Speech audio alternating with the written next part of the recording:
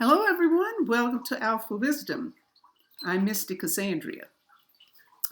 We wrap up our discussion of the character traits for these three fingers: middle, ring finger, and little finger, or Saturn in that order, Apollo, and Mercury. Okay, this is the one we're going to start with today. The bottom photo. This is Saturn, or your middle finger, okay?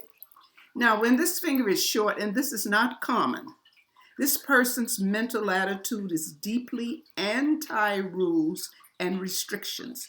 They are much likely to rebel or drop out of society. People with short middle fingers often live away from their country of birth and are deeply unconventional. They hate a life that is rule-bound. Now, on the passive hand, and this looks like the passive hand, this shows parents who didn't create boundaries for the child. Okay? So that takes care of this one. Now we're going to go on to this one. This is the short ring finger. We tell by the comparison to the index finger. If they're usually in balance, same length of height, but when one is taller, the other one becomes shorter. Okay, so this one is longer than this. So it falls under that category. Let's find out something about the ring finger. Okay, all right. When the ring finger is short, is a sign that the need to be respected, pride, personal control, and integrity. Now they're speaking about the index finger, are much more important than mere popularity. It won't inhibit the ability to be creative or artistic. However, it will mean that there are strict limits to how far one will go to attain success.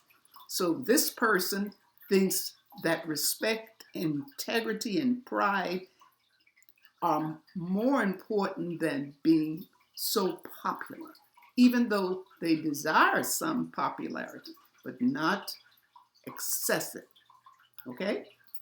So that takes care of that. Now let's go on to the little finger. Here's the little finger.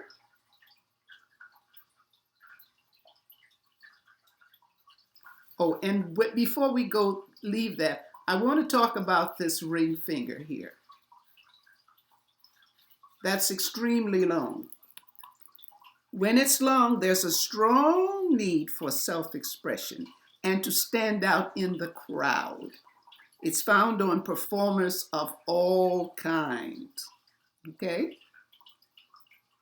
Often this is a mask for an inadequate sense of self, shown by the tiny this. When you see this one extra long, take a look at this one. This will usually be short. They sort of work together. All right? I just want to call that to your attention. Okay, let's take the last one, and that is the little finger. So this applies to this photo, as well as this one, and as well as this one. Okay, let's see what it says about the short one. These are all short. And just a last peek at this one. Short. Okay? Now, where this finger is short, there's a preference to use blunt or direct language. This shows a certain lack of wordiness, eloquence, and wit, as well as a distinct unease with sarcasm and irony. Humor is somewhat obvious and lacking in subtlety. Now, passive hand, and these are all passive hands. Let's take a peek here and see, was this passive? Yes, all three. This shows writing skills may have been a struggle initially. Okay? So, We leave that part and let's get the character traits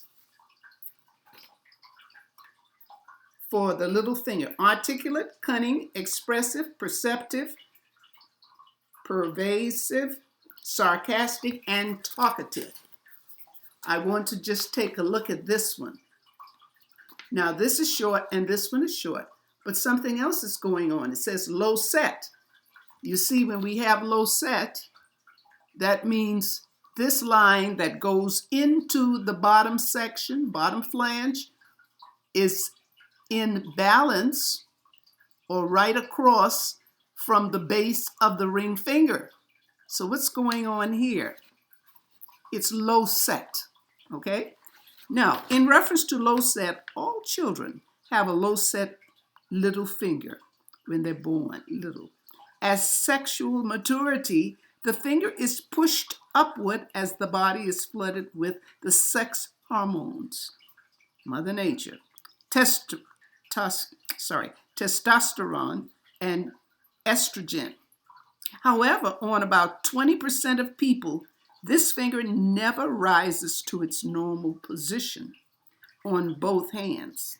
This delays emotional maturity to some degree and also the love of language and learning. It's a classic sign of the mature student whose love of learning develops at a later age. So that's normal. The 20% is just 20% when it doesn't rise. Okay? All right, we've come to the end. And I hope you found this interesting. Be sure to thumbs up, subscribe if you haven't already, and share. Welcome to the new subscribers. Very happy to have you. In the last part of your check sheet, okay, where it says strong, weak, and anxious, I just want to say briefly, when you get the handshake from someone that you're just meeting and it's strong, you can tell it's like a firm grip. Not a harsh to the point it's just too strong for you. That person, we have a flexible person, a person that likes to be in control, usually is a leader. Okay? Now, the next one is weak. If it's weak, it's like, well, maybe they don't particularly want to shake hands. Maybe they just feel, well, whatever their inner feelings are. They're not into shaking so much, but they find themselves in a position where they have to shake. So they're not interested. And it's something with themselves, okay? And when the last one is anxious, it's like they start with one type and then it's changed within the same shake. So we don't know what's going on. So it's like a person not sure if they're making up their mind. Shows just a little lack of confidence there. Okay, I hope this helped. Okay, enjoy yourselves. Have a wonderful 3 weeks. If I'm able to post another one, I certainly will. But I will enjoy myself, I can tell you that. So, take care. Love yourself. That's so important. Love and light. Bye.